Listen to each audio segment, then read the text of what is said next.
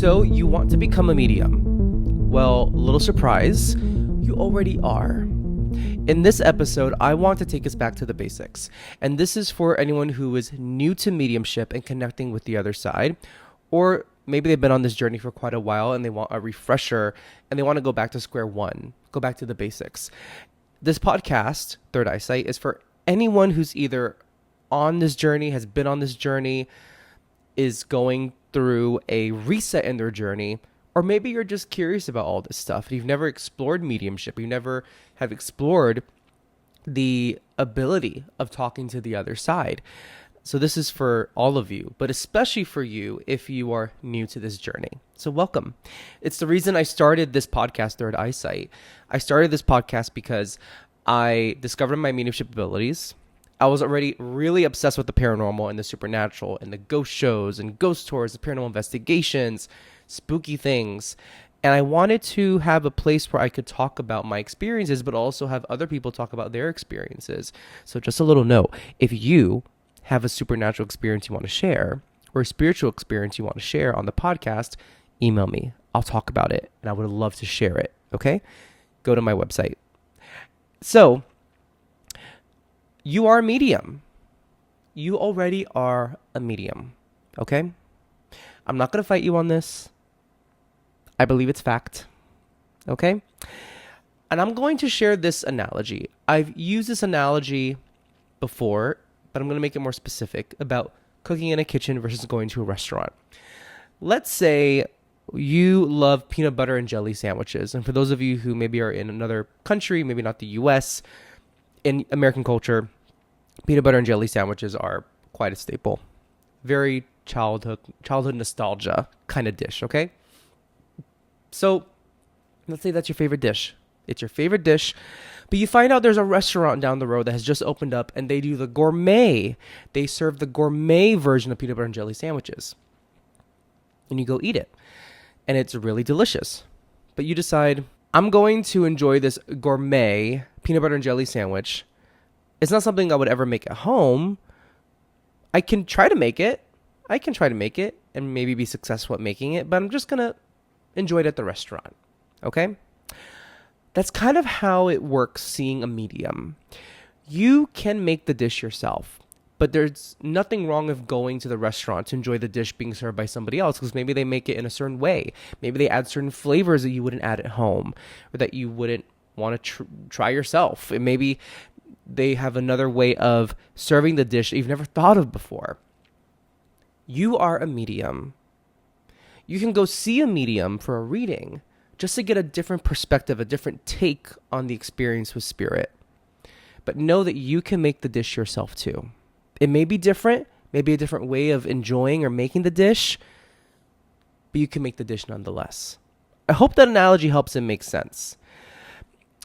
Something that I don't like, before we get into developing your abilities as a medium, because you are a medium, something I don't like about some parts of the spiritual world, and I believe this is slowly changing, but at least when I was growing up and experiencing psychics on TV, like seeing them on broadcast television, and then when I entered the mediumship world in 2021, after I discovered my own abilities, there's some gatekeeping that happens in mediumship world. I'm special. And they won't say this, but in so many words, they say, I'm special and you're not. I have this ability and you don't. And you need me to access spirit. You need me to be that gateway to the spirit world. And it's like some mediums paint themselves as the solution, the only way or the best way to access spirit. But we all have that access to spirit. We were born with that access. You may ask, so why do I need to see a medium then? Surprise. You don't. You don't. You actually don't need to see a medium because you are one. But like I said, there's nothing wrong with once in a while going out to a restaurant to enjoy a dish you could probably make at home because it feels different when you have someone else makes it for you. It tastes different, even some people say, on a psychological level. When someone else makes it for you, it's a different experience. So there's nothing wrong with it. But know that you can make the dish yourself. You can absolutely have this experience for yourself. So, how do we start having these experiences? Well, maybe you've already had them. Maybe you've already had these experiences and you're just discovering new ways to build upon those experiences. Or maybe you've had those experiences and you haven't acknowledged them. You disregarded them as just coincidence. So, talking about coincidence, let's go into signs and symbols. When you get a sign, something that happens around you in your environment that feels different to you, acknowledge it. Take note of it, because that is a sign from your loved ones or God / the universe. And ask your loved ones for signs. Ask Spirit for signs. I don't want to gamify it, this experience of asking for signs, but I do want to say, play a little game with Spirit. Have it be lighthearted and fun, and say, hey, can you show me 2 white butterflies as your symbol for me, Spirit, that you're around me? Or Grandma, can you show me a harp in odd places? Things like that. Ask Spirit for signs and see what kind of validation you get. Because once you get that validation, and it will happen, it may not happen in your time frame. Maybe you want it to happen within 1 day. It could happen within 2 months. I know that doesn't sound ideal, but trust me on this. Spirit will give you the sign you want when you most need it. Sometimes we're waiting forever for the sign and then we get it. We're like, well, I wish I got that earlier. But then we look back and we think about when we got what kinds of signs. And you may think, oh, I did get that sign at the right time. I didn't even know it. So trust that you're going to get the validation. It's going to happen. Just have faith that you're going to get that validation. And when you get that validation, you will see that you have a relationship with Spirit, a relationship with your loved ones. So that's the first step. Before you join any class, get a mentor, ask your loved ones for signs. Ask your guides for signs. And in that interaction that you will have with your loved ones and your guides and Spirit, your Spirit team, you will see that you have a relationship with Spirit that no one can take away from you. Once you feel like I'm not going to tell you what to do or when to do what to do. You can, at the same time you're having this experience with signs, you can also join a group or a class if you want to, but I really want you to focus on your own intrinsic connection to Spirit. That's the most important thing before you ask anyone for their opinion about it or before you depend on somebody else for that access to Spirit. Nurture your own access and relationship with Spirit first. And if you want to, as you're doing that, or after you feel like you've gone into the groove of this relationship with Spirit, find a mediumship group or mediumship circle to join. Because of the pandemic and lockdown in 2020, 2021, there were so many groups that were created virtually. And I'm part of a virtual mediumship circle that I go to almost every week, maybe every other week. And I've been going to this group since 2021. And I joined this group immediately after I discovered my own ability, which felt like it came out of nowhere. And it has really helped me, thanks to the facilitator of the group, whom I have had on this podcast as a guest, Kristen. She has this approach to psychic abilities and practicing mediumship in particular that is very ethical, and she sets the ground rules, and she really sets a stage for healthy interaction between the participants, respectful interaction, and letting everyone explore their abilities in their own unique way. So find a mediumship group. It really, really helps. And something I mentioned in the last podcast or second to last podcast about spirituality, spiritual journeys, and friendships. You may meet interesting people in these groups and friends. And you also will learn what kinds of practices don't jive well with you. Some people have ways of interpreting spiritual messages that may not click with you, and that's okay. It doesn't mean that you're wrong. Doesn't even necessarily mean that they're wrong. Everyone has their own way of interpreting spirit. And whatever serves them or serves the person they're reading for is what's going to work for them and that sitter. You focus on your own personality, how you bring your own personality to your relationship with spirit. And if you're going to practice doing readings with people, let your personality shine through, but make sure that spirit takes center stage. Spirit takes center stage, and they're going to communicate what they need to. You're going to be the microphone that spirit uses. So be that fun, dazzling microphone that you are. Or maybe you're more subdued. Just be yourself. Don't need to try and be like any other medium. Just be yourself and make sure that spirit is at the center, period. And I also want to emphasize that you don't have to do readings for people. A spiritual circle, a mediumship practice circle, is there for you to practice your abilities, not for you to, you don't necessarily have to pick up clients that way. You don't have to start a business like I did. Just practice for the fun of it. And if you feel like it's right for you to do readings for people as a side gig, as a business, let that come to you naturally. Don't force it. Just see if it feels right and go into that direction. Go in that direction if it starts to feel like the right move for you. But the goal of having this relationship with spirit is not so you immediately go to doing readings for people. There's nothing wrong with that. Make sure that your relationship with spirit is a primary focus for you. Because if you are not confident in your relationship with spirit, it's going to show in your readings, or it's going to show in how you interpret the information you get from spirit too, even for yourself. So make sure you nurture that relationship. And also, with the journey into mediumship comes a journey into self-love. We can't trust ourselves fully to be great mediums. We can't trust ourselves to be a clear channel for spirit if we don't trust ourselves, period. If we don't love the container we're living in, how are we going to trust the messages coming through that container? How are we going to trust ourselves? Now, some out there may feel like, well, you don't have to love yourself to be a good medium.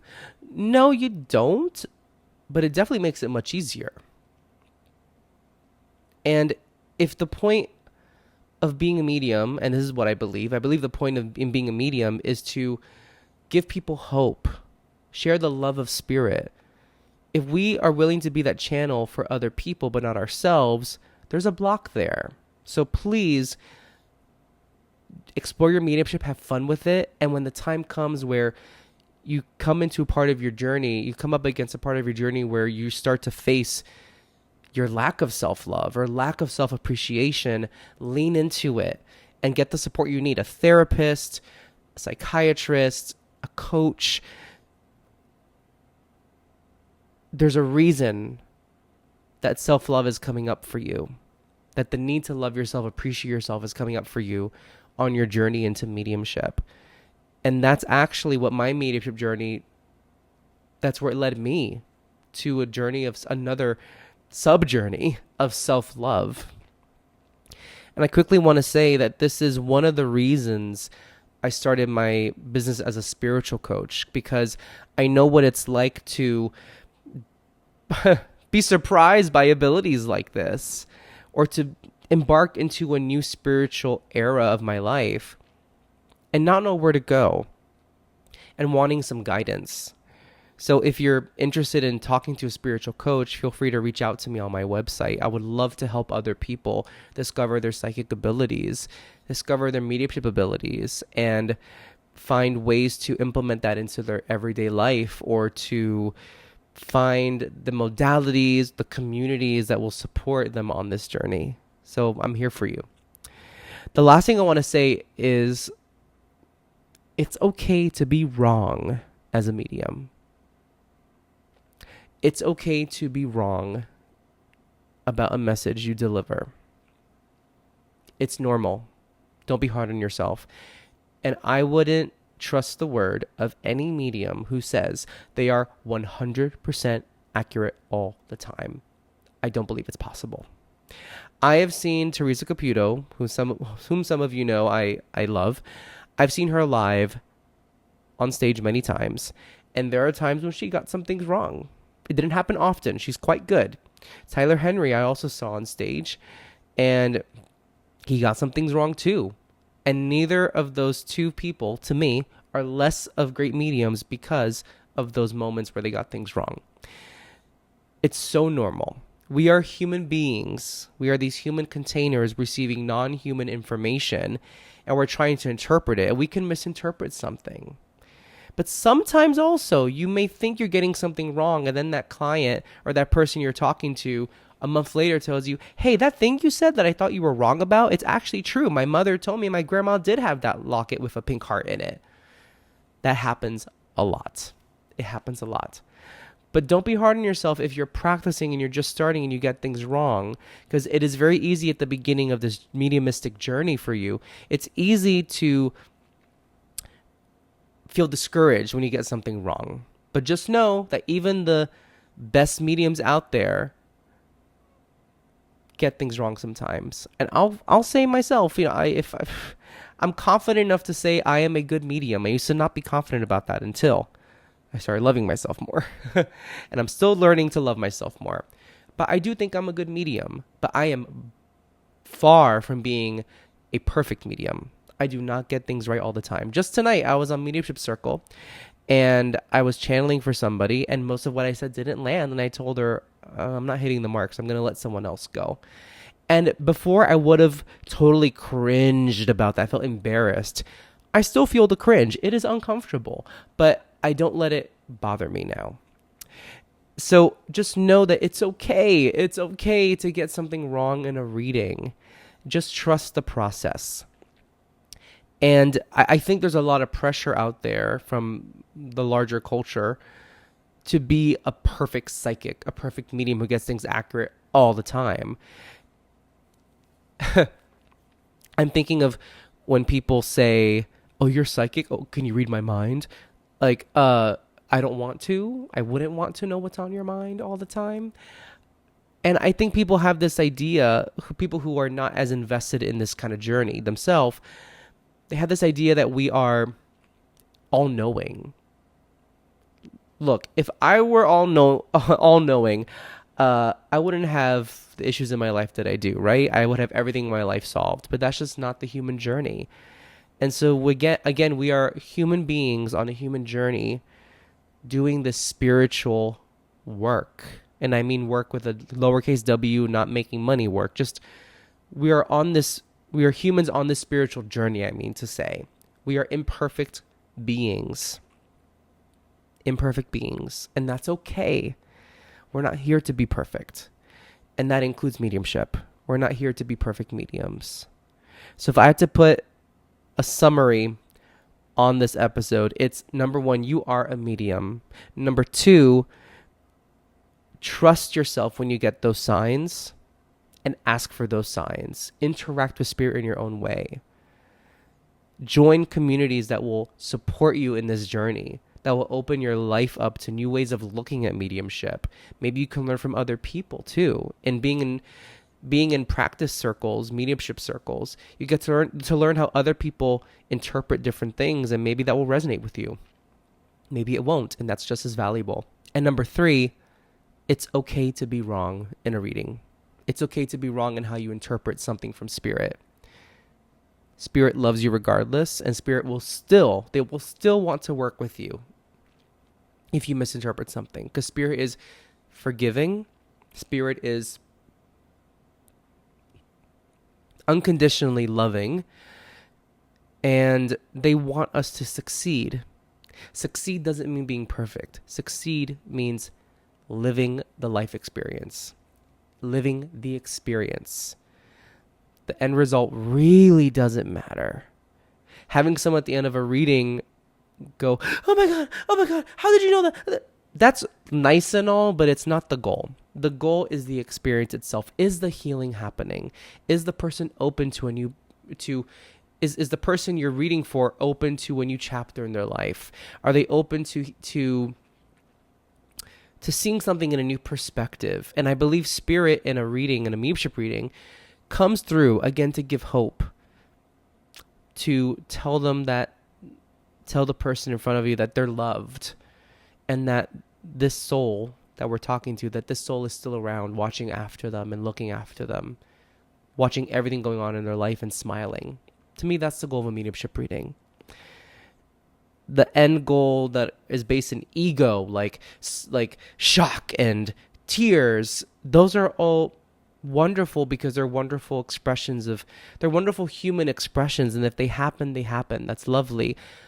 But that's not the biggest indicator of a successful reading. Not in my opinion. It can be much quieter sometimes. Healing can be very quiet.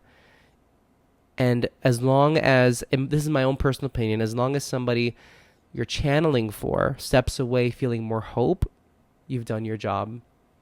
And I think spirit loves you regardless of the outcome, as long as you did your very best to bring healing to that person with spirit. One of my favorite prayers I do before every reading and before my mediumship circle, it's, Spirit, help me to help you heal. Help me to let them know that you are real. That's all I want to happen in a reading, and I believe that should be the intention. Reach out if you have any questions about embarking on a mediumship journey. And I would like to do more of these, not 411, 101. Spirit 101, Mediumship 101, 411. Isn't that the information hotline, right? On our phones? I don't know.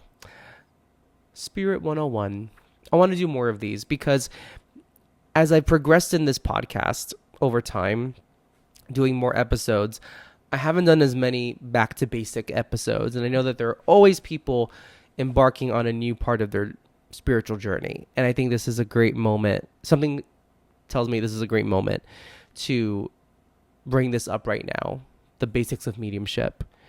If you have any questions, reach out to me through my website, and I'll see you on the next episode.